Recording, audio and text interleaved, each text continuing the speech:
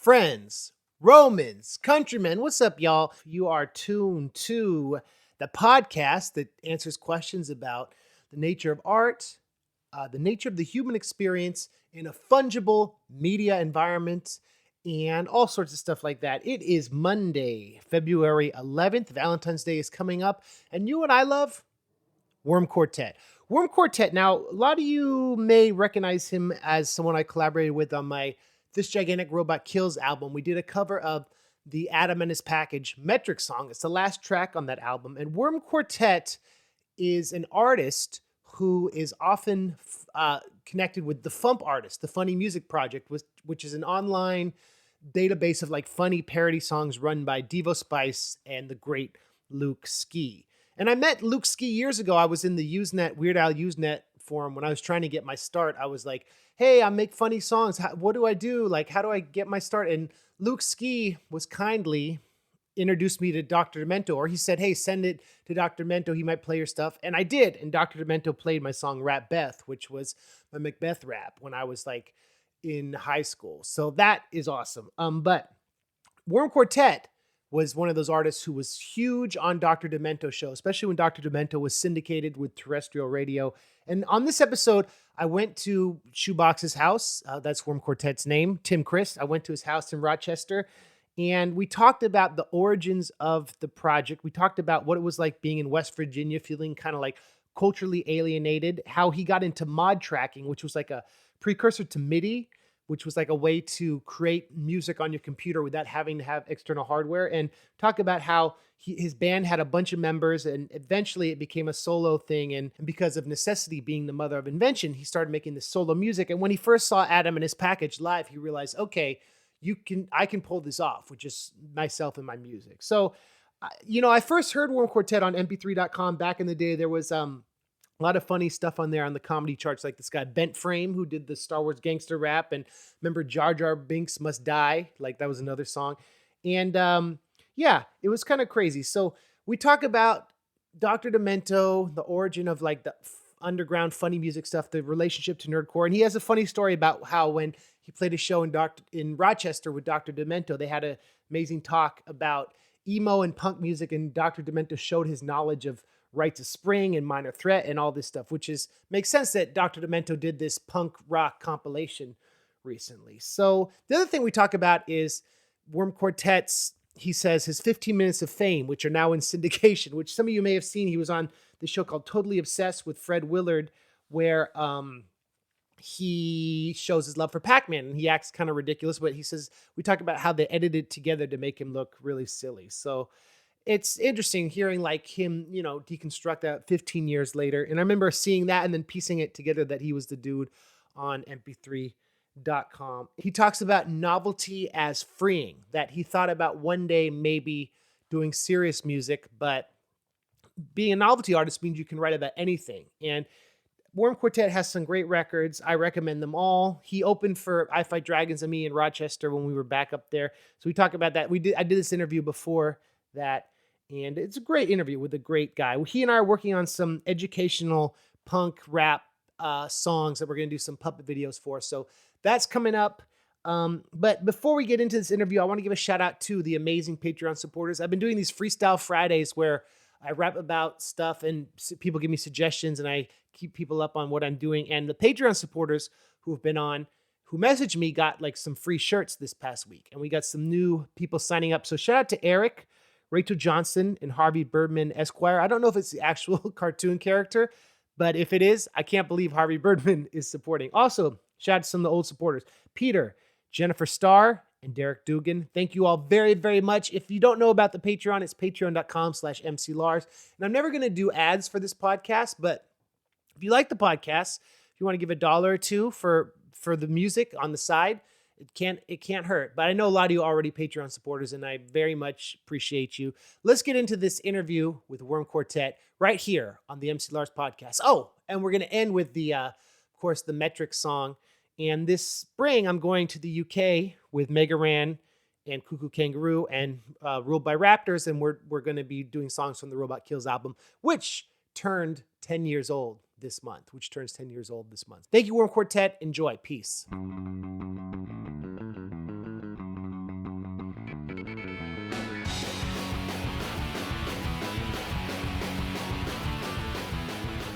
Ladies and gentlemen, I'm here with a man I've known for a long time. Never actually sat down and interviewed, but I've always wanted to. Yay. ShoEboX of Worm Quartet. Hi, ShoEboX. How you doing? How are you? I seem to be okay. We are in your beautiful basement surrounded by amazing, like I'm looking around. This is like a museum of nerd, punk, geek, video game history. Tell me about some of the stuff down here. This is all recently reset up. We had a flood a couple of years back, so we had to kind of re-put everything up. So it's not. I haven't gotten to that wall yet. I'm pointing at things on a podcast. That's. Well, let me describe. There's like an Adam's package posters. Signed, mind you. Signed Adam's package posters. Signed Weird Al CD. There's a. You have an MC Lars sticker on your video game wall here. That's one of two MC Lars things I have. I also have the handwritten thing that you gave me when you had me join you for Hot Topics, Not Punk Rock, and you quickly wrote the words on a sheet of paper, and I kept that. Where did you grow up, dude? Kind of up and down the East Coast. First, it was way the hell upstate New York, like near Potsdam, and moved to West Virginia for 3 years. They issued me a mullet there, so I kept that for a while. Then Massachusetts for a few years, and then graduated and got a job in Syracuse and moved out this way. What were you doing in West Virginia? Like, your family got a new job? Or? Yeah, my parents are both teachers. My dad was a college professor, found a job in West Virginia, so we went there, and it was there. It was interesting. How long were you down there? 3 years. Wow. Three. And then where'd you go to college? Western New England College in Springfield, Massachusetts. Ah. My dad was the dean of engineering there, so tuition was free, so I didn't look around too much elsewhere. Yeah. And so I was like, hey, I can actually get out of life without student loans. And I, married Kim, and she went to school, so I got student loans anyway. So you can't escape them.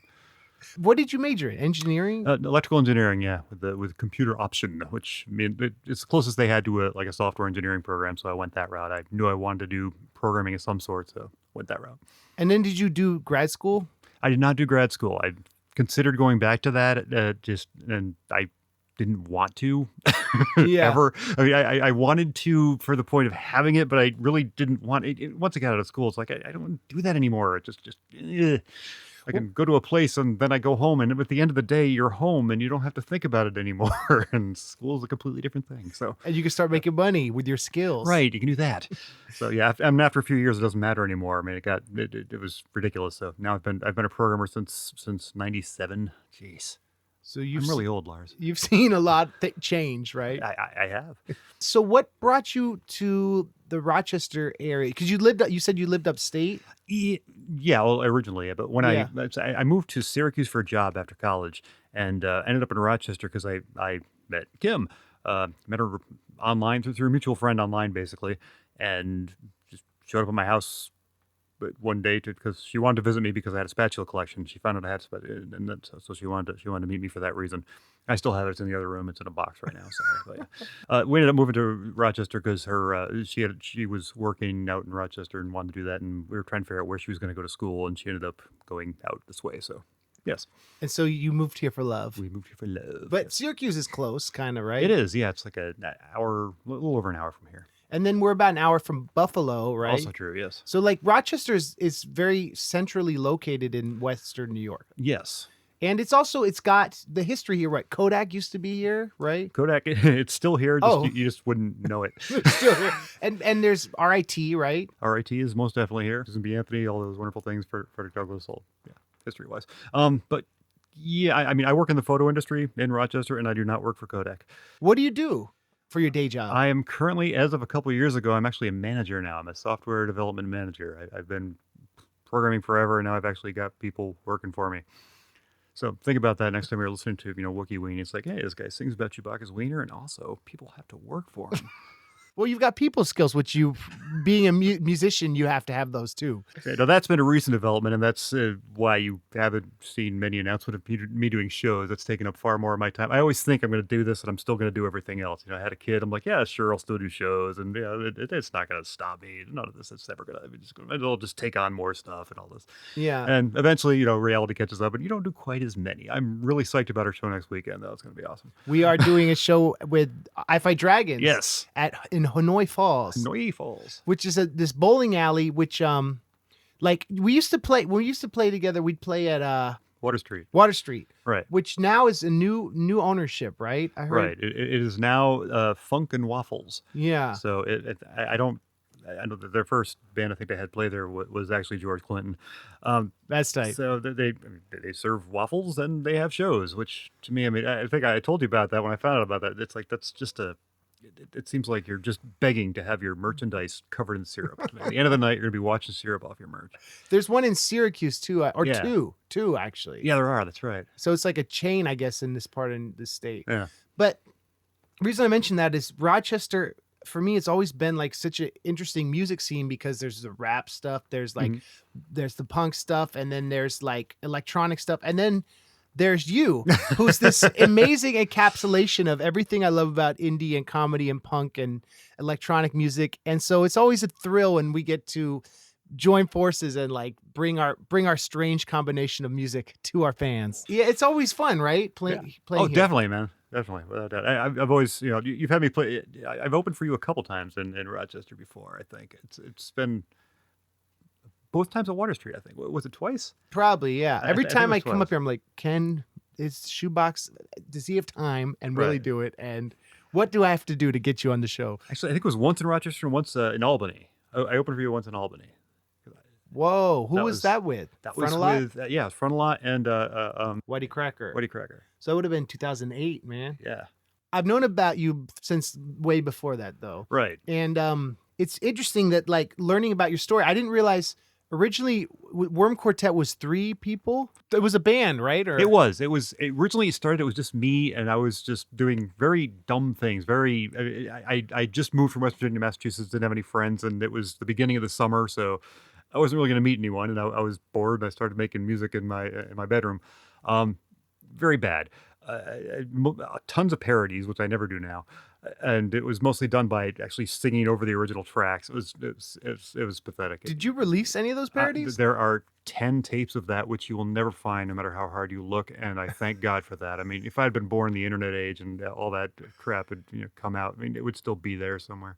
The magnetic tapes have probably kind of worn out by now. I wasn't protective. I was happily selling them to everybody, man. I was proud of the stuff at the time. That's one of the things. You have to not know you suck in order to grow as an artist. A lot of people have said that, and it's totally true.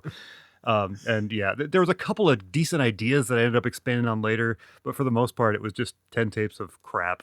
What? Okay, so what's one of the parodies you remember? Just one. Did a parody of Shout at the Devil called Shout at the Gerbil. Yeah, I did. That happened. And you said you recorded over like what, like the karaoke or No. just the full track? The actual track, yeah. Just kind of turned it down a bit so you could sort of hear the music, and you hear me say, and you could still hear Vince Neil screaming away in the background. It was very poorly done, and I'm telling you about it, but Very punk rock. You didn't care. I didn't. Well, Tim, I mean, one of the things that I love about you that makes you stand out from the other comedy artists and anyone else in the scene or in the nerdcore scene is you have an amazing tone in your voice, and you have amazing sense of melody when you're writing songs, and you have this musicality that when I first heard your stuff, I was like, this stuff is funny and the lyrics to tell a story and it's great, but I always get your freaking melodies in my head. Like I think about them constantly. They become this earworm, and that is a rare gift because so much novelty music, and this is not denigrating other people, it trades on, haha, this is funny, we're joking, like the lyrics are funny, haha, we shouldn't be rapping, but we're rapping, like nerdcore and stuff. Right. But you're a songwriter, man. Well, thanks, man. And a great songwriter. Well, thank you. I appreciate that. I know what you're saying. It's like a lot of comedy music and it focuses on the comedy, and the music's kind of secondary. And I've written music forever, so I've always enjoyed it. And when I put effort into it, it's like I always thought that Worm Quartet was going to be like kind of a side project, and I was going to do something serious. But the more I did with it, it's just like I can say more with this crap. I mean, with the risk of being overly stupid about this. I mean, there's a lot I can do with that. There's not really a lot of boundaries as far as what subjects you can tackle, what kind of crap you can think about, and it's it's interesting, and that tends to be the kind of crap I like to write anyway. I like to throw the weird on it. So. And you're a good storyteller. Well, thank you. So you did you used to play like in bands in high school and stuff, or? Not really. I mean, I mean, other than the school band, played saxophone, but No, I didn't. I was doing, like I said, I was doing it by myself for a while. I put together Worm Quartet as a full-on band. By full-on, I mean we were up to 3 people. We were never an actual quartet. So That's funny. the name has always been stupid. Yeah. And they were characters came up with, like, Right. There was well, that's where it started. It started as just cartoons I was drawing for people in West Virginia, just kind of drawing cartoons of people and giving it to people, just draw 4 worms and say, hey, look, it's a worm quartet, and then to somebody they turn them into penises and send it back to me saying, look, it's the pecker quartet, and then it just it kind of grew from there, thankfully. As all great things come from stupid ideas. Yes. I'm not saying it's stupid, or from things you don't expect. It's a very stupid idea. I don't know. I mean, when I ended up, when it got to some minor thing, when I actually ended up putting out a CD and all that crap, it's like, I got to keep the name. I don't want to lose my fan base of 12 people who are already familiar with this. So I've kept the stupid name all this time, and it keeps getting dumber and dumber to try to change it. So I'm Worm Quartet, and I'm just gonna be Worm Quartet. Where does the ShoEboX moniker come from? That was that's been my online handle since online was a thing that I got involved in. It was in my mind at the time because I've been listening to the Hitchhiker's Guide to the Galaxy radio episodes, and there's this one line, well, he wasn't so much a leopard, more sort of, shoebox, and that stuck with me, so I started calling myself ShoEboX. So what year are we talking then? What was the first time you ever recorded as Worm Quartet? What year would that have been? For the original tapes, that was 91. When I finally released a demo of any sort, which was Urine Sampler, that was in 96. And at that point, we were a 2-piece. So again, never a quartet. We were a 2-piece. I had with a guy with a drum machine producing the things and helping out and recording us on the Tascam 4-track that everyone has to use at some point. Unless you were born more recently than me. We put out the demo. I ended up moving away. We tried to keep it together going for a bit. It didn't work out, and I ended up just kind of taking stuff I'd written for the band and trying to figure out what to do with it from here. And that's when I started putting out anything that actually sounded like Worm Quartet at all. Because what I had was stuff I was playing with. I was playing with like mod tracking programs, Scream Tracker, and all that kind of stuff. And I was enjoying the hell out of that. So I said, okay, let's take some of these songs and see if I can redo them in that format. So they started as punk songs that were meant to be played by a band, and they kind of, what can I do to make these happen? Just again, necessity, mother of invention, all that crap. It's like it was just born of, I'm gonna make something with what I've got. And that's kind of the spirit of punk rock too, right? Something from nothing by necessity. Sure. Nothing was going to stop you. Just with a little bit more of an antisocial element, because I did it completely on my own. Never bothered looking for more people to work with. Just kept it going. Kept thinking about putting together a band, and I started liking the way it was sounding with the cheesy noises I was getting. So I kept going with it.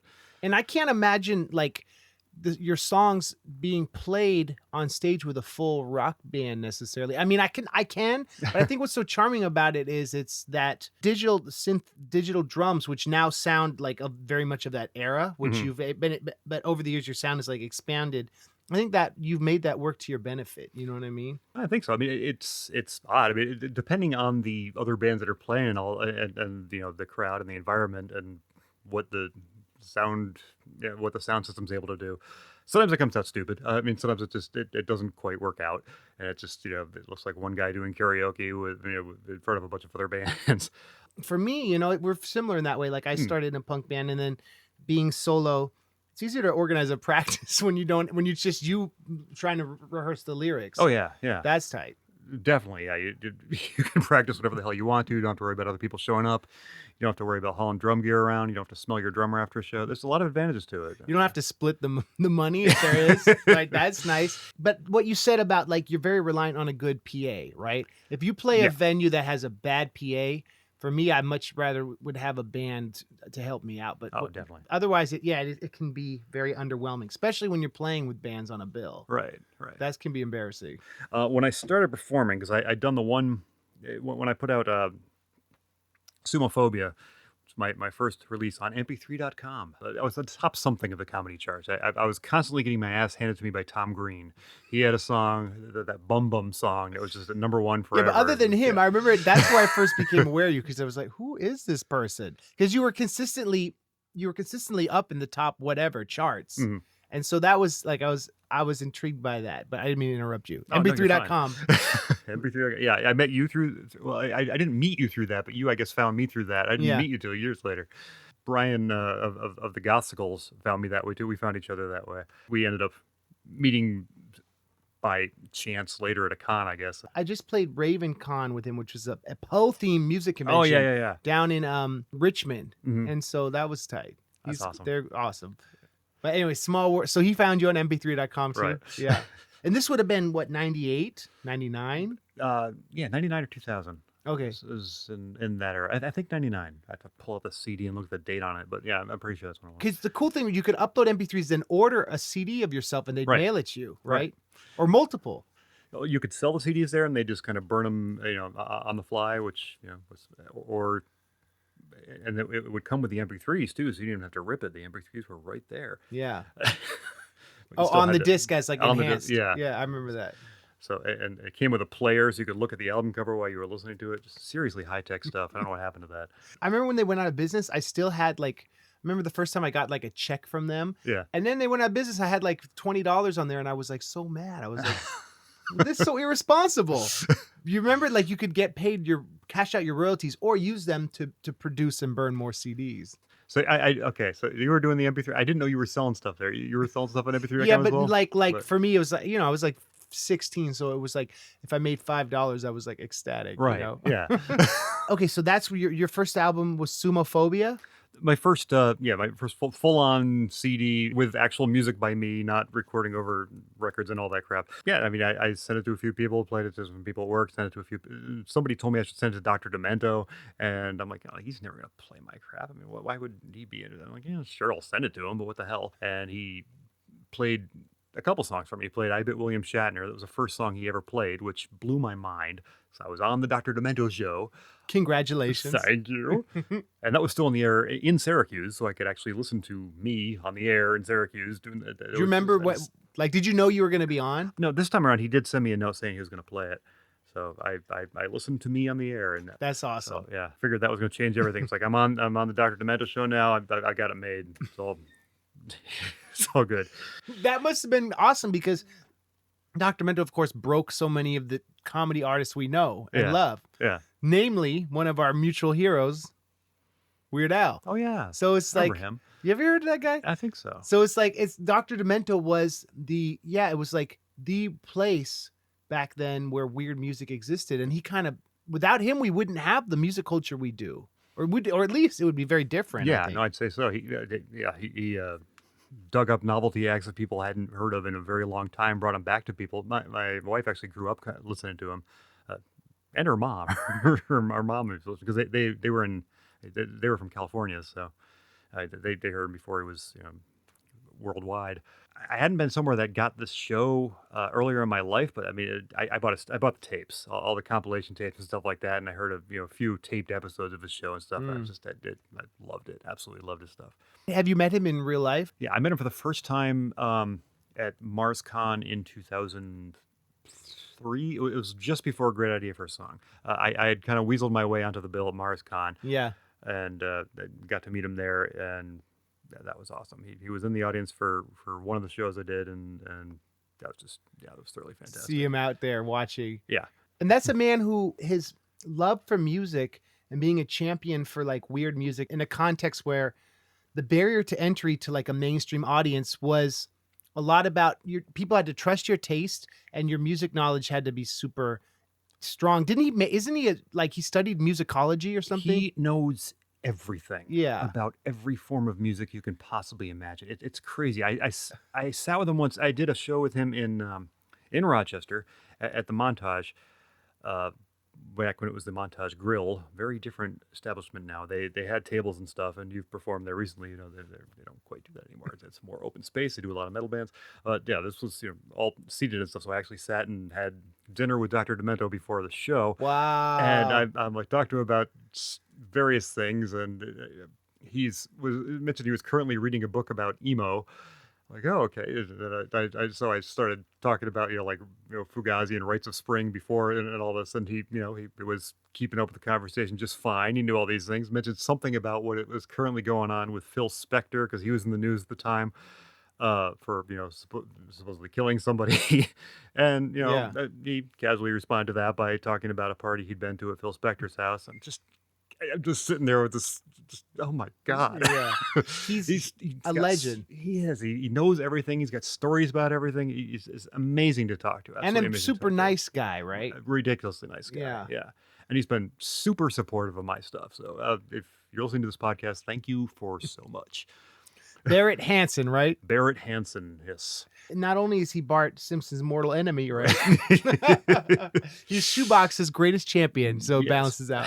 Definitely. When did stupid video game music come out? Stupid video game music was 2001. I rushed that one out. I desperately wanted to get something new out. I was not in a bad way. I was excited, and I was making a lot of things. I mean, I Dear God and Frank's not in the band anymore and all that, and that I wanted to put out a new thing, and so yeah, and I had time at that point, which was awesome. So I did. What I love about Frank's not in the band is the melody. I love how it's sad, but it's also like victorious. Yeah. And I love like it's the story of how the surgery goes wrong and how it has a happy ending, kind of. Right. And it's like, yeah, that song is so good, man. That song is always in my head, and it's like that's like, what's the story behind that song? Because that's a classic Worm Quartet. Well, thank you. I don't know. Is it because you were losing members? I was probably at some level. Yeah, it was partially because I was losing members, partially about what I was hoping would happen to Lars Ulrich at the time. I guess. But I think we both tackled that. Was the Def Leppard drummer was that an influence? I don't think so. Okay. I mean, it seems obvious that it would be. The fact that I was aware of its existence probably creeped in somewhere. I don't know what the hell made me write that one. That's one of those weird ones where I can't precisely tell you. It's such a stupid idea, and it just kept giving somehow. Some of our listeners who may have not heard that song, how would you just tell the story in a few sentences? Start with a drummer who is in the band, and then he decides to go have gender reassignment surgery. Ends up they mess up the paperwork, and he loses an arm. Then he tries to be back in the band doing the one-armed thing, and while we're in the midst of deciding whether to let him back in or not, and kind of leaning towards the positive, his brother is upstairs in the loft of the place and drops a chainsaw, cutting off his other arm. And he just basically continuously runs out of limbs throughout the song, and it gets about as dumb as you'd think it would. I remember studying literature. It's like the willful suspension of disbelief. Right. Like the idea that the gender reassignment surgery would go wrong, he'd lose an arm. You're like, okay, well, I'm going to follow you on this story because I'm invested in this. And I feel like that's a lot of your music. It's like, okay, well, I'm going to give this a shot. And you always like reward your listeners for taking that shot. Which is awesome because I get to, sometimes if I get a crowd that's actually paying attention, I get these looks of half smiling concern across which is, I love to see that. That's what your music evokes. Oh, thank you. Once you get infected by the Worm Quartet virus, you can't escape it. So it's like your music has always been, like in my life personally, like I have a few people who I meet as friends, and then people who I'm also fans with who I always like try to incorporate in my life. And it's a small group, especially as I get older, it like shrinks. And like, I don't know. I just want to effusively tell you that you're in that pantheon for me. Thank you. When did we first meet in real life? Would that have been? BER was playing the living crap out of you at the time. Yeah, that Hot Topic stuff. I heard you a couple times like this. This is awesome. This is funny, and it's rap, but it's got serious melody to it, and it's catchy as fuck, and it just Thank you. Oh, I really dug that. He had such an interesting mix of styles. A couple friends of mine had gone to your show and said that they'd mentioned me and that you had responded saying, "Oh yeah, I know Worm Quartet. I didn't know he was around here," or something like that. And then they had tried to contact me because you'd said that if I was around, I could play a couple songs or something. That they had failed to contact me, but next time you were, I contacted you after that, and yeah, next time you were up, we managed to hook up. I remember, yeah, you emailed me. I was like, oh shoot, I was so it was one of those moments. It was like, this is like, I felt like that was I'd achieved this milestone because this guy I looked up to, who was big on the internet, reached out back to me, and that was special, man. When I first heard for you, and then seeing all the work you were doing with the Fump. I'm trying to figure out the chronology because Faster Than a Speeding Mullet, that was 04. That was 04. And this would have been before. So this is before Hot Topic. That my Hot Topic song would have been 05, 06. Right. There's 5, so it's stupid video game music, Yep. Faster Speeding Mullet, Mm-hmm. Mental Notes, Mm-hmm. Music for the Maniacs. Songs of the Maniacs. Songs of the Maniacs. I skipped the first one. Sumophobia, yes. Sumophobia. Okay, so you have 5 full lengths. I have 5 full lengths. That's a lot, man. Yeah. Are you working on any new albums? I very much am. Yeah. Yeah. It's going so ridiculously slowly. It's stupid. It's like you can, if you draw a chart of of how long it is between albums. It's been it keeps getting longer. You know what I love is Patreon. Have you ever thought about jumping on that? Do you know that site? Yeah, you're the second person to ask me about that today. Are you serious? Seriously, I've contemplated that because it seems like it would be, in my case, it would be a really good kick in the ass to just kind of keep me moving. Because like I said, I've been busy with so much other crap. So it seems like it might be good from that perspective. I just I think I need some momentum before I really get there. And I've got a lot of stuff written, which is kind of where this conversation started. I guess you were asking about a new album. Yes, You do. I have new stuff. How many written. songs? I think I've got like 8 so far. That's good. Yeah, And albums these days are often shorter, you know? this is true. So you might have an album on your hands. There's that. I wanted to ask you, so what is your writing process like? Well, I start with the adverbs, and then I add the profanity, and then Copiously. kind of guess the rest. I mean, I've seen people use different methods of doing this. I've seen the most interesting, I think, would be Luke Ski, because he makes lists. He makes lists of everything he wants to mention about something, and then tries to figure out how to get it together. It's never been like that for me. It usually, it comes to me in song form generally. I'll have a few ideas that I'll kind of jot to the side, but for the most part, I get the music and and the lyrics at basically the same time. There's something that seems obvious to me that needs to go together. It doesn't always stay that way. Sometimes I'll end up reusing it for something else. Great idea for a song. The music I was putting together for that, I originally was for a completely different thing. You did the John Tesh piano version for the Yes. Fump compilation. And that is like, it stands on its own as just melodically a great piece. So you recognize this needs to, like, I've got a strong melody. I need to make sure the hook is strong. Definitely, because well, again, it was just I knew I had the lyrics for Great Idea that I was working on. I knew that was coming out really good. That was coming out better than I thought it was going to, and then the music for this other one was coming out better than I thought. I'm like, I've got to make some changes here because this belongs here. Is the Great Idea for a song is based on truth? It is. Oh, Yeah. I'm sorry. Oh, no, it's all good. I'd gotten an email from somebody who I hadn't talked to in years, who we had a very bad breakup with, and just, oh, hi, how you doing? What's going on? I'm like, what? Just let's pretend nothing ever happened. Sure, let's do that. I'm like, What did she want? I don't. She just was communicating, and I'm like, okay, I can either reply to this email or I can write a song. So let's go that way. So Has she heard it? I have absolutely no idea. Yeah. It's possible.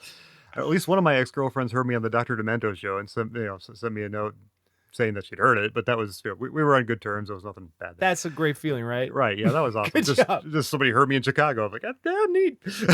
I'm talking about one person in this song, but I'm worried it's going to come out as like anti-woman or something like that. Right. Without the context, you're angry at this person. You don't need to hold on to that anger. Right.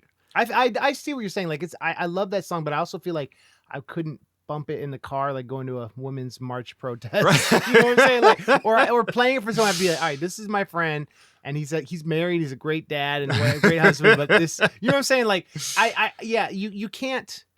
There's songs I have that I don't play anymore. Yeah. And also, it's funny. Like, you mentioned my Hot Topic song. That song was a song that I'd had a riff for a concept way before, and I was like, this needs to be for the right idea. Mhm. Sometimes you have the music and you're like, this is cool, but I need to hold on to it until I have the right idea. I always say I tend to have a theme when I'm going for albums. It's not like I'm deliberately doing that, but it's like as I'm writing stuff, a theme kind of develops.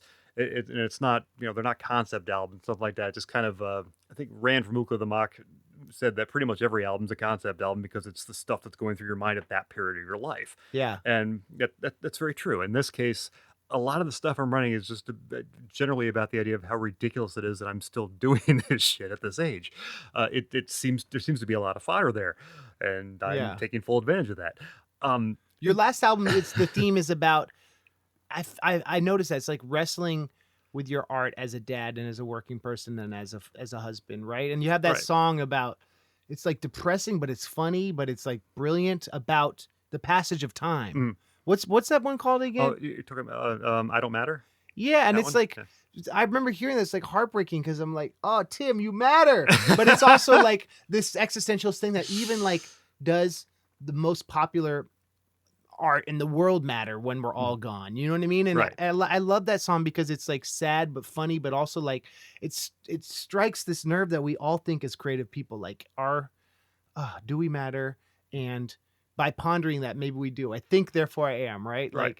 Like, yeah, man. Do you want to talk about that song a little bit? Or? Absolutely. Yeah. When I started writing that, I was kind of surprised by how dark it was getting because I was writing that and I kind of figured it was doing the typical, you build up a bit and then you release and then you build up and you release sort of thing. And just, I was not releasing. I just keep going darker with it. Yeah. And I think, I mean, I was going in, the now somewhat disgraced Louis C.K. direction, I think, of just keeping going with it. It just kept getting further into it. And Yeah. ultimately, I liked where it was going. And it's like, this is interesting. And I worried when I was done with it that it was going to I almost left it off the album because I was worried it was coming off as too whiny. But enough people, seem to be able to relate to it. It's a personal story. I referenced my VH1 appearance on there, and the Dr. Demento stuff. But nonetheless, I think I've been told there's enough elements on there that people can actually relate to that it works, I guess. Let me just speculate. Was it like your artist friends who kind of were like, I feel what you're saying, or was there no specific type of person? Mostly. Most of the people I play for are going to be my artist friends. Yeah. Like, I'm lucky enough to have such friends. I mean, people who also do comedy, people who also do music, and it's. I don't know if you've noticed this or not, but when you hang out with those kind of people, like when you're in a conversation with people who don't do that kind of thing for a living, it's like, and you realize that if they're making jokes, they stole them from somewhere, and it's like, but this is. There's something so beautiful about the nerdcore and the funk scene, the comedy music scene. We all can relate to that. We found this niche in this like really cruel, painful world, and like none of us are ever, we're underground, and we'll always be underground, and that's actually a strength, I think. And so it's like being able to like, yeah, I know what you're saying, but it's ours and it's original and it's our own voices and it's something that we own. Yeah, and that's what's like. I think we kind of revel in that, don't you think? I definitely think so. Yeah. Yeah. When I first started performing, we're going to get into Adam and his package eventually. Adam and his package was not an influence on my music originally. Somebody pointed him out to me after I started doing this, and I'm like, this is awesome. And I went to see him perform, and his performance was a huge influence on me. Just seeing this one guy with a CD player and a microphone just making a room full of punks waltz. That moment stuck with me. He owned, man. He owned the crowd. He could have him. It was fantastic. I'm like, this is how you do that. This is how you can go up on stage with nothing behind you, fully naked with just a CD player, basically, and rock that shit. And that's, I started performing shortly after that, really. I got invited to a show in Syracuse by a Greg Yeti. He just said he had heard my stuff, and because I'd sent it to him for a review, and invited me to play a benefit show. And I just agreed to it without having ever performed before. I'm like, okay, I guess I got to figure out how to do this now. So you had played with your band before that point, and then after you were like, I'm going to do this solo, or? My band never performed a live show. Sadly. Yeah. I performed with a couple bands since then, just kind of, but yeah, my band had the first performance I did as Worm Quartet was just me.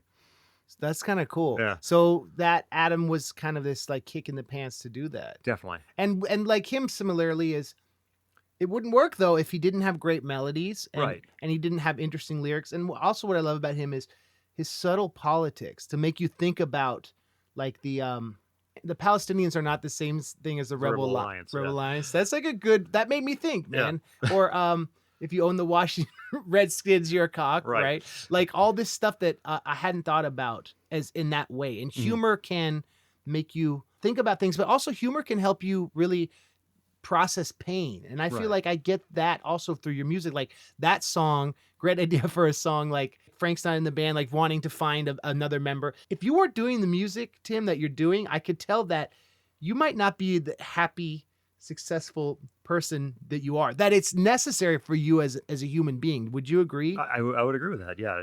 I for whatever reason, I've always felt the need to do that. Yeah. I mean, I've been Well, we talked about it. I've been doing this forever. I'm guessing you're the same way because you got. I mean, you touch on. I mean, you certainly touch on personal stuff. It's not all personal, obviously, but yeah. You got to find that balance, I think, in that. Like, I think that's what made comedy music palatable because it's. You got to grab them with something. And I love that Roger Rabbit quote where he says, a laugh is a powerful thing. Sometimes in life, it's the only thing we have.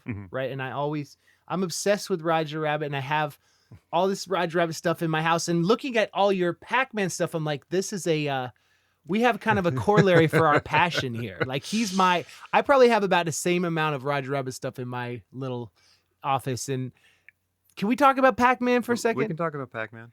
I remember seeing around the time hearing your music, seeing your VH1 clip.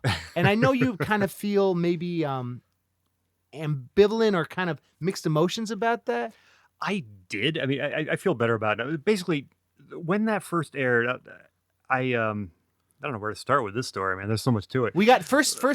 Can I describe, like, maybe it will help the audience. I'll talk about when I first saw it. Sure. And then you can talk about what went into the production of it. Sure. So I remember on VH1 they had a show called Obsessed, right? That was Totally it? Obsessed. Totally Obsessed. Yeah. And it was fans who love certain things. And my sister was like, yo, Andrew, that's my real name. She's like, Andrew, you got to see this. This guy loves Pac-Man. You love video games. And it was a segment on a guy who loved Pac-Man and what his life was like. But I could tell it was played up to be like, they're trying to be like, oh, look at this silly guy. When I knew who I later pieced was the guy doing the music that I knew, was actually kind of playing a character. And so that's some background on it. So I remember seeing this guy is having fun with VH1, like pretending that he's this obsessed, so to speak, guy about Pac-Man, but really he's kind of having fun with the medium that these people are hanging out with him. And he's a Pac-Man fan, but he's not insane. Right. So that's some background then. I had a website, which is still up, called the First Church of Pac-Man. It's still up. It hasn't been updated in a very long time, but it's there. And what was the premise behind that site? I liked Pac-Man. When I was in college, I decided I wanted to create a few absolutely ridiculous websites just for the sake of playing around with HTML and all this. So I created the Beat the Hell Out of Tipper Gore page and the poorly drawn lamp page, and that one was. What's a poorly drawn lamp page? I every week I would update with a new poorly drawn lamp. For a while it was just me doing them, and then other people started submitting ideas, and it became pretty decent for a while. It was featured in a magazine in the UK and stuff like that. I got pictures of people who did poorly drawn lamp parties with it. It was absolutely people would just send me lamps that were poorly drawn that they'd done, and I would come up with descriptions for them. And I've been wanting to bring that back. It was such a stupid idea, and it was so much fun. Well, these are the intersection of you as an engineer and an artist. These are indicative of that, right? A creative person who also. Yeah, who would think to do that? It's brilliant. Thank you. But yeah, the First Church of Pac-Man was one of those things. It was kind of a way to put some actual Pac-Man information out there because I like Pac-Man. It was presented as a religion, sort of, the great yellow one, the blessed redeemer who guides us through the maze of life and makes our enemies blue and edible. I had a guest book on there, and somebody told me I was going to be going to hell for my sin, so I added a disclaimer that said, warning, not a religion, do not worship, and that failed to make the problem go away, but I felt better. But VH1 found like that. A Christian person or someone who thought you were making fun of religion. Yeah.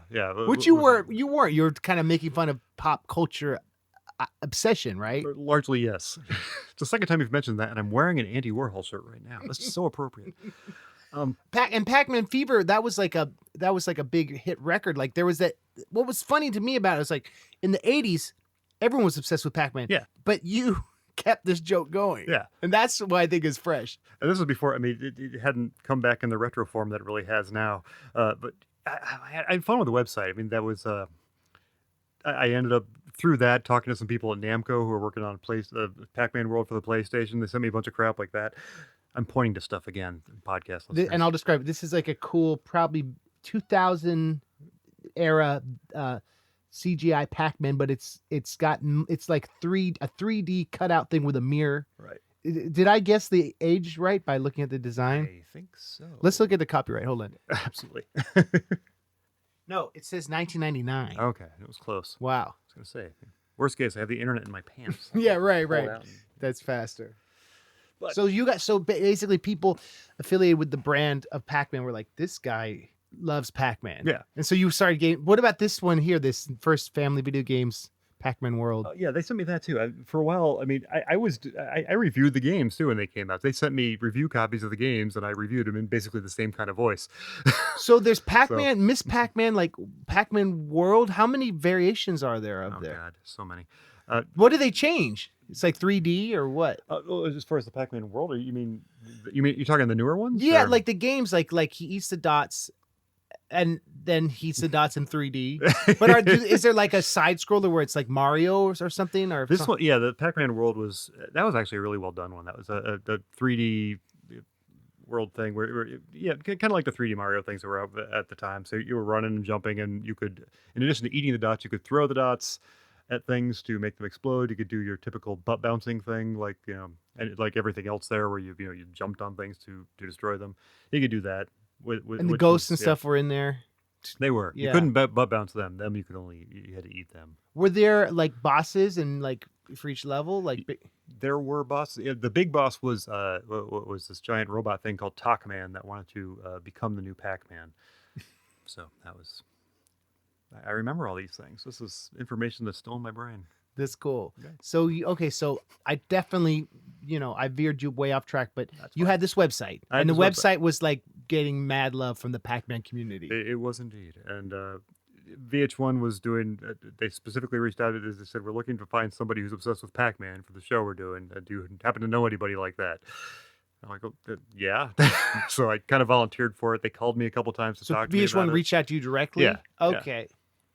Yeah. So they called me and they talked to me about it a bit. And they were kind of, it was clear that they were kind of trying to, they were looking for stories from me that would, that kind of fit what they were looking for from an obsessed point of view. But you had that song, Pac-Man is Naked and So Should You, right? Yes, I did. That's the name of it, right? Yes. So you were like, this is an opportunity to promote my music. Definitely. That was one of the things I was definitely thinking. At the time, Worm Quartet was doing better than I thought it was going to. This was in 2004 when I had to, I was on Dr. Demento every week. I actually got a couple of BMI checks. I mean, this was... Holler. Yeah, right? That's tight, man. You were making money off this. Yeah. I mean, one of those checks was for $16. That's $16. That's good, though. Yeah. Yeah. Buy a CD with that. And what other totally obsessed people had they talked to? Yeah, the other ones they talked to like that Peter Pan guy. Oh, Peter Pan man. Randy Can Stand. Okay. Who actually wrote a song about it in the 90s. Did you? Do you want to hear the story real quick or not? I absolutely want to hear the story real quick. So I found his site somehow. I don't know how I found his site, and I wrote a song about how he didn't need to do it, but he did it because he was a passionate person, and basically like wrote this whole story about what I felt his life was like. And it was the first internet person I wrote a song for. It was one of my first songs. I used to call myself Lars Horace. Yeah, right. And I sent it to him, and he wrote back. He goes, "I laughed my pointy ears off." That's fantastic. So that was fresh because that was man. This person. I was like, this is so dumb. The chorus was, and my friend actually, my best man quoted this at my wedding because I played it for him in college when I first met him. Mm-hmm. He gave a speech, and the chorus was, "Peter Pan man, Peter Pan man. Why do you run that website when you just don't have to?" That's the chorus. So he was on there too. I remember. Yeah. So it was like early internet celebrities, really. Yeah. Right. Like him, you. The Teenage Mutant Ninja Turtles lady. I don't know how they found these Munsters people. They found these people that had built their house into the Munsters house. They were totally.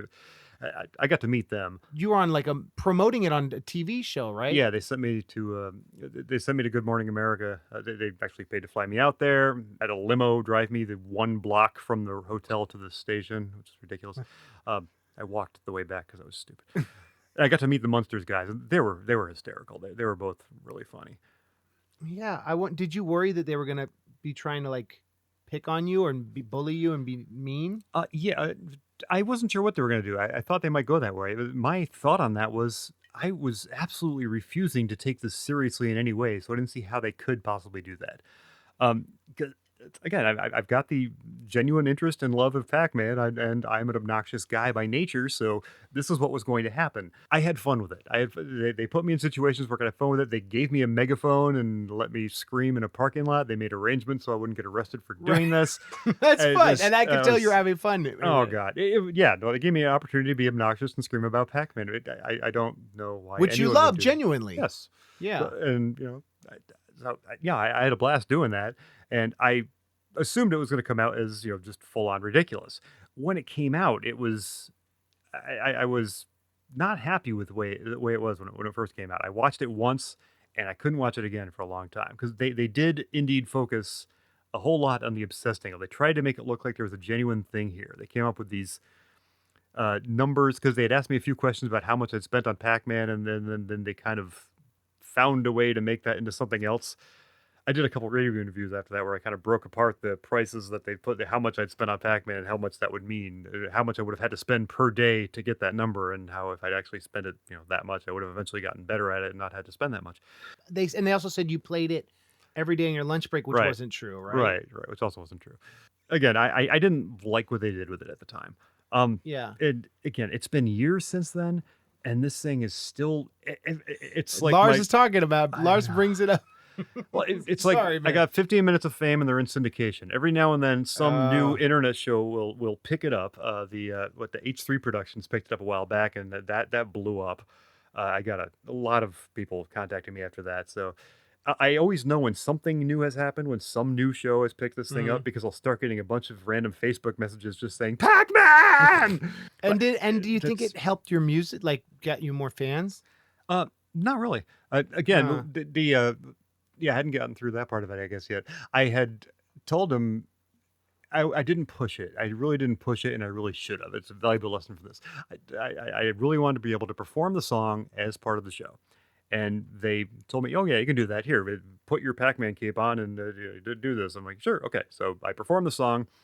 They recorded the whole thing. And when they showed it, they just showed me doing like the first line of it, and then they cut to the Red Hot Chili Peppers.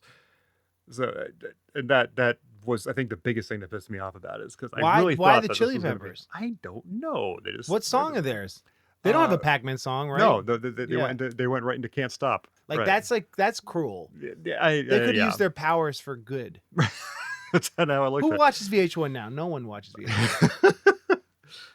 I don't know. So I don't know who made these choices or what. I Did you get like asked BMI money for that first 5 seconds? No, I did not. And that's another thing that I assumed was going to happen if they played the song, was that would happen, and that didn't happen either. Maybe So, they were yeah. like, if we don't have to.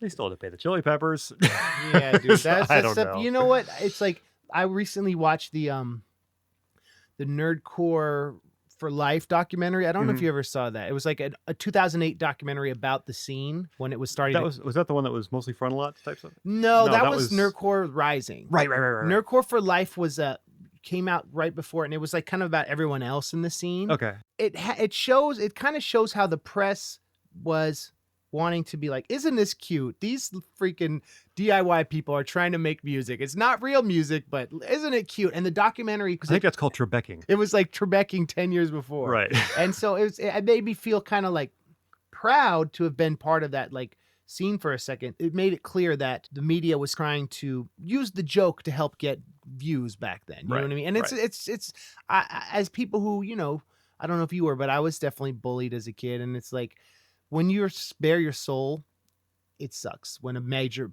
corporation like doesn't like kind of disses you. Yeah.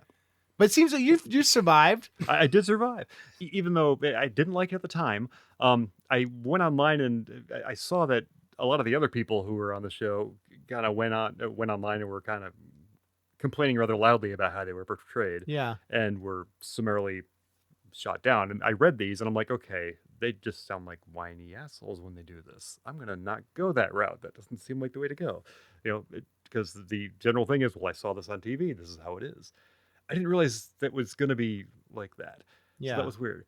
Yeah. But, I mean, in retrospect, though, it's like now that it's still getting shared. It's this much later and still getting shared. I've got to respect that. I've got to respect what they did, just because it has lasted longer than I ever thought it would.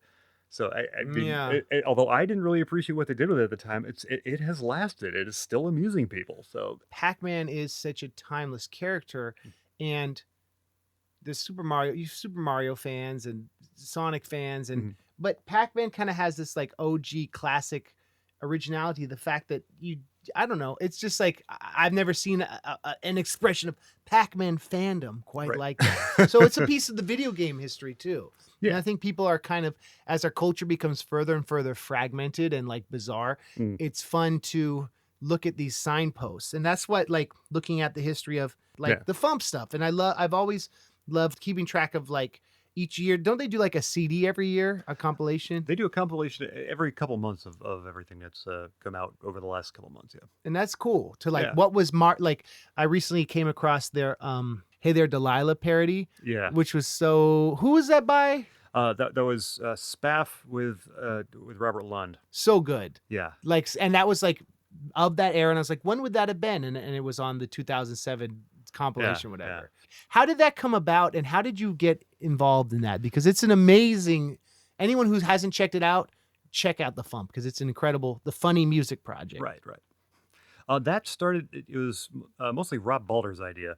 Rob Balder being another Filk person, best known now as the creator of Earthworld. Prior to that, he wrote Partial Eclipse before handing that off to me. The Fump was primarily his idea, and Devo Spice kind of took the reins of it, and between the two of them, they got it started. The original members were them and me, Tom Smith, Jeff from Raven and Scum. Was Luke part of the original crew? Luke was. Yeah. We were the original members. The basic idea was it was semi-ripped off from Jonathan Colton's Thing a Week. Uh-huh. We figured if we had multiple people doing this, we could do a couple things every week, and it would be easier to keep up with. And it utterly failed to have the exact same impact that Jonathan Colton's Thing a Week did, certainly. But it was a great way of getting new stuff out there. Still going, right? Yeah, it's still going. I'm on there. And I remember it was like, Yeah. I had a few songs on there, but what was so cool about it is that they would pay the artist the royalties. Yeah. Getting the check, I was like, wow. And it was like for the artist, really. Yeah. It wasn't a for-profit entity. It's changed a bit how it works. We accept submissions from people who aren't members at this point, who are core or auxiliary members, and if they do a few things that are good, we invite them to join the auxiliary, and then they can submit whenever they want to. How's the traffic been? It's never grown to the degree we wanted it to. We were really hoping, a few things went semi-viral, and we were kind of hoping that would take out to some degree. Do you remember what they were? 99 Words for Boobs was a big one, Uh-huh. and Tom Smith did one called Cat Macros that unexpectedly took off like you wouldn't believe. It was just based on the I Can Has Cheeseburger Yeah. thing at the time. We're kind of trying now to get into more of the video end of things. We're doing videos for a lot of the songs. We did Yeah. one recently for Entire Dog, which I think came out great. And there's been others for other artists' songs. And that's kind of helping to drive some stuff there too. Again, it's never become what we hoped it would, but it's great. It's great. Fantastic. It's out there, and I mean, Dr. Demento listens to it, and a lot of people submit stuff. I think based on that, they know that he's listening, and he's picked a lot of stuff to play based on what's on the Fump. There's hundreds of songs, right? There's tons. Yeah, we've been doing this since 2007 because again, the first one was off of Mental Notes, which probably came out in 2007. Okay. What I like also is on Spotify, if you type Luke Ski or something, you get all the artists that are on there are cataloged within the Spotify database. So it's like a cool way to be like, okay, well, what's this album? Who else was on this? And Right. it's kind of tight. Yeah. When did you first meet Luke? I'd heard him on Friggin' Here, which was a radio show that was on RIT for a while. It was a comedy show. It lasted for years. Devo was one of the original hosts of it, but I didn't know that when I moved here. Did Devo go to school up here? He did. I did not know that. He moved out just before I moved in. We missed each other. Ships in the night. Yeah, I know. RIT's like right up the road. I co-hosted it for a while too. I first heard him on that show. He had a body count parody called KFC Bitch. That's why I love Devo and Luke. They're not afraid to do very obscure parodies of songs you probably haven't heard or might not have heard. Well, and when you do that, it's on one hand you're alienating a lot of people, but the people that you aren't, the people who get it, are really gonna love it. One of my favorite parodies of Luke is he did ICP's House of Horrors, and he made the Rocky Horror, Right. which is, and then his cover, the Carpe Dementia, Mm-hmm. is the Great Malenko, and like it's a very niche subgroup, but he went for it. Luke, I found on the Weird Al Usenet forums. Oh yeah. Back in the day, I posted, "Hi, I'm a comedy rap artist. What should I do? I love Weird Al," and Luke sent me a really nice email and helped me get one of my first songs on Dr. Demento. Really? Just out of the kindness of his heart, man. And this would have been like when I was in college. And shout out to Luke. And then I remember he sent me some stuff, and I remember how much I loved the Peter Piper parody. That was, because Luke's stuff was well produced, especially for back then. Peter Parker was doing really well on the Dr. Demento show, and I had submitted Frank's Not in the Band Anymore, and that was gaining traction. That started doing really good, and for a while there, that was the first one I had that hit number one for a week and then kept hitting number one. I was just, oh my God, this is really actually happening. And so we were like in a dead heat for the most requested song of the year. He ended up beating me. Peter Parker was number one, and Frank's not in the band anymore was number two. And so I wrote to him to congratulate him, and that's my first contact with him. So I heard his show on Dementia Radio, and he went over, what was it? One of my chutney songs, one of my ones that are just like full on, Dadaist rambling. And there was one line on there that he just picked apart, which was justify your kitten swallowing trophy. He decided to take it. He was just like, first you have to acknowledge that there's a sport called kitten swallowing, and then you have to imagine that they actually have contests to see who's better at it, and then you have to accept that somebody has said that somebody who won this shouldn't have won this for some. And then he just started cracking up, dying over it. So we were in California a few weeks ago, and I have this bit where I do like a parody of the Eminem "My Name Is." Hi kids, do you like violence? But I do it. This is about John Cage. Hi kids, do you like silence? And then I stop the beat, and then you know what I mean. And Luke was in the audience. He was laughing so hard and above everyone. And I'm like, Luke's sense of humor. When Luke is laughing at something, it's funny. Oh yeah. If he likes something, it's usually weird or funny or dope or special. Like picking apart that line. Right. And that's why Luke. Like Dr. Demento, his passion is so infectious, right? Yeah, definitely. Do you get to see him a lot, or? I haven't seen him in a while. For a while, I was seeing him constantly. I mean, shortly after I had written to him, he invited me to perform at a convention. It was my first convention show ever. To be continued. I think you do. I think you do. That's good. MarsCon, he runs or ran MarsCon.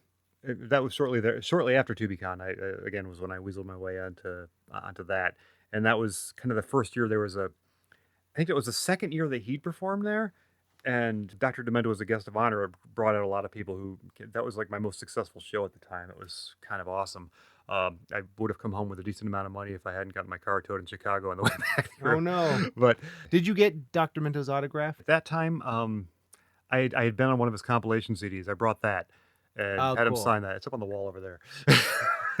That is cool. I've got one more question for you, and then we'll wrap it up because you've been generous to give me so much time. I'm a rambling. Tim, what is your favorite? I know we're both huge Weird Al fans. We are. What's your first memory of hearing Al, and what's your favorite Weird Al album? Ooh, and I'll tell you mine after. Okay, absolutely. First thing I heard of him had to be "Eat It," and I heard that. I absolutely loved it. I wanted to go buy some Weird Al for myself. Happened to buy his first one instead because it was in the value bin, and I became absolutely obsessed with that record. I had the record. I still got it right there. I can keep pointing to things. This is in my room, so I can point at everything I'm talking about. Did you get his accordion squeeze box? I did not get the accordion squeeze back. I kind of regret that. I bought that record and I copied it onto tape, and I couldn't believe that this existed, and I wanted to play it for absolutely everybody. I was obnoxious as hell about this. I had a little Walkman, and I had bought a couple speakers from Johnson Smith Company that I hooked up to it because I didn't have a boombox or anything, and I would just bring that everywhere. I'd play it for everybody, whether they wanted to hear it or not. I didn't understand. Like Pac-Man. I didn't understand why everyone didn't understand what genius this was. It's because my parents would have to explain it away if they had anybody over, because I was like doing this. Oh, Weird Al is this. You know, he's this rock singer who tries to play songs on an accordion. but like, I love, those some of those songs are more serious, kind of like "I'll Be Mellow When I'm Dead." That is my favorite Weird Al song. I love that song. I love that record. That is probably my favorite Weird Al record. I mean, I love a lot of what he's done since then. I mean, I don't know if he hates to hear that people dig his early stuff when he's done so much since, because I know a lot of people are like that, but there is just so much of him in that one. There's so much emotion to it. I mean, you can hear him putting so much when he did that. How old was he? I don't know the answer to that question. Let's do the math. He just turned 59. This shows how obsessed we are. He's just turned 59, so he was born in 1959. So he would have been 21. Did you find that with his newer ones, this happened for me briefly for a minute, when I kind of got out of the mix of music, I wouldn't know the songs he's parroting. That seems to be a common thing, yeah. That's happened of late, especially in the last couple decades or whatever. I like his originals better generally. Yeah. I just do. I it takes a lot for a parody to really hit me hard. It's there's so much, like we talked before about comedy music and music being a part of that. If the best you can do musically is a good imitation, you've got to do something seriously good with the lyrics. Yeah. And another thing I like about his first album, he didn't try to do imitation. He was mocking the crap out of it. He was playing it on an accordion. It's right. They're just it's a punker side of Al. I think he was genuinely pissed off about stuff and letting you know it. But then working with Rick Derringer on Eat It, he was being able to emulate the sound and the video is what made him a star. Yeah, definitely. Did Rick Derringer brilliantly engineer that one too? Yeah, he's on this one. Yeah. It's produced by Rick Derringer for High Caliber Productions Incorporated. Who? This is some trivia. Rick Derringer wrote the song that Hulk Hogan used to come out to. I'm a Real American. He did. I'm a Real American. The one before they used to come out to with the Hulk, that whole thing. Yeah, that was written by Jim Steinman of Meatloaf fame. Yes, I'm looking over your Meatloaf thing. Yeah. And when you met Jim Steinman, fans recognized you as the guy from VH1. Is that true? That was such a weird thing. Yeah, that's your intersection of everything. That I remember. I read your post about it. Yeah. Do you want to know my favorite Weird Al album? I do want to know your favorite Weird Al album. Can you guess? I don't know. I think it'll be hard to guess. Straight Outta Linwood. I love Straight Outta Linwood. That might be my second favorite. Okay. Off the Deep End. Off the Deep End. And I'll tell you why. Choice. I'll tell you why, because the first song I heard was Fat. My friend who'd moved to Oregon came back to visit the Bay Area, and he was like, you got to hear this. This guy does parodies and writes his own lyrics. And he left the tape in my dad's cassette player. So before I mailed it back to him, I listened to it over and over and over and over again. Yeah. So I had no idea, I didn't know any of the songs he was parodying. I was so out of the loop. And I remember loving, and by the way, the song didn't have Twister or Velvet Elvis because it was a dubbed copy. Oh. So when I finally got that album, it was like discovering new music. Right. But I remember that I went to the store and they only had Off the Deep End, and I didn't know Nirvana. I was too young to know what that was. But I liked that, like you talked about, that first record is punk. I liked that it could start out with the punk song, right, and then go into Trigger Happy, and I knew the MC Hammer parody, of course. Yeah. But that moment, the cows mooing and the sheep and everything, and I hadn't seen the video and everything, but something about that juxtaposition of punk to the surf song, I was like, this is music that won't ever get better than this. Right. Because I understood instantly, musically, it was brilliant that he could do every genre. Yeah. And so that album, I would have been maybe 9 when I heard that. And so that will always be my favorite. And that was, to make a long story short, that was the first CD I ever bought. What do you listen to now? Of late, the most recent thing I picked up was the new Struts album. I love the Struts. I've been on an Annihilator kick lately, so it's if you look at the last few things on my phone. Let me look at the last few things on my phone. I can cheat. Oh my God. What service do you use? Cheat. Or do you Google use Spotify? Play. Oh, okay. Because you get the YouTube, you get all that stuff with that, so it kind of works out. Oh, okay. The last one I was listening to is I Fight Dragons. Hey! Psyched about that. Listened to Annihilator. I was listening to Wage War because my son told me I should check him out. That's kind of changed. I was, getting him into music, and now he's trying to get me into music. How's his taste? Surprisingly good. The first record he bought was Judas Priest. He's mostly into metal. He's mostly into metal of various sorts, and his taste in that area is spot on. Is ridiculously. He was when we got here, he was like, "Hey, I got this computer at a garage sale, $60," and on his screen, it had recommended based on his plays. There was something, an alert that Ministry was playing. Right. And I was like, "Your taste is awesome." I know. I thought that was awesome. Yeah. The first concert I ever took him to was Metal Church. He dug the crap out of that. You're a good dad. I try. Does he make music too? Or he's a singer, right? Or he was? Yeah, he was taking drum lessons for several years, and he kind of got over that and started taking vocal lessons. And he claims he stopped doing that because his voice changed. So his voice is in the midst of changing. He wants to go back to it after that. Yeah. Have you ever collaborated with him musically on anything? He did the cover for Songs of the Maniacs for me several years ago. I remember that. Yeah. And what's that a reference to? That title? Songs of the Maniacs, that's a quote by Plato. It's, he who approaches the Temple of the Muses without inspiration and the belief that craftsmanship alone suffices will remain a bungler, and his presumptuous poetry will be obscured by the Songs of the Maniacs. I just thought that was friggin' awesome. That's a great line. Yeah. Luke Ski would have a field day with that one. That was Plato calling out posers. That's just fantastic. Yeah, you've always had inspiration.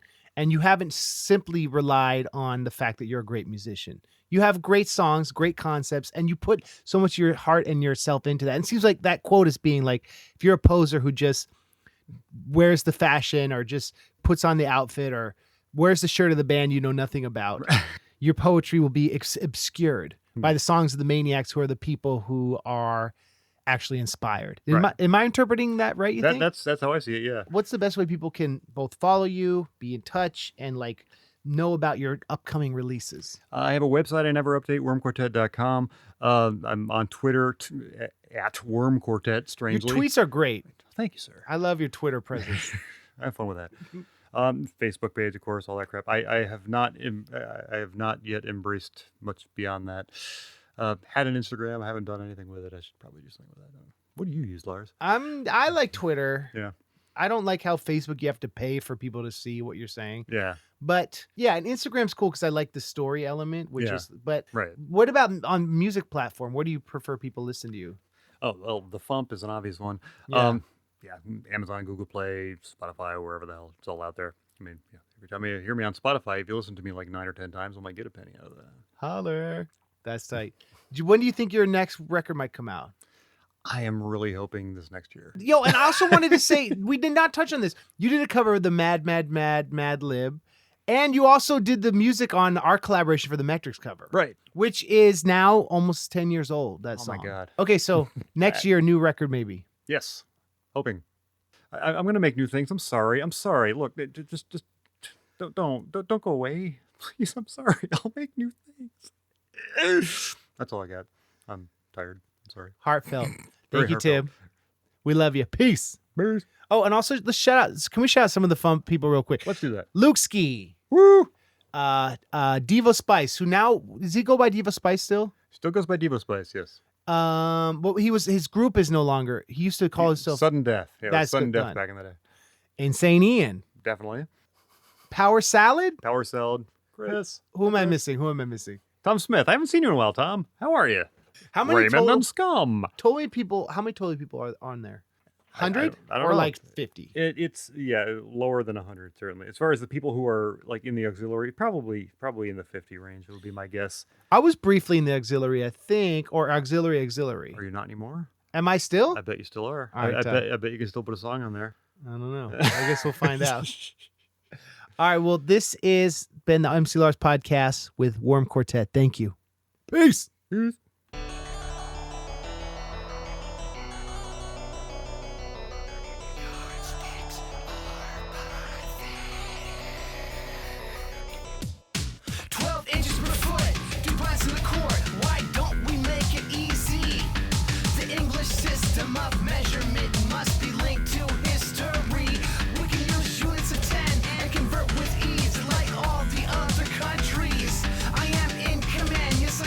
Stand from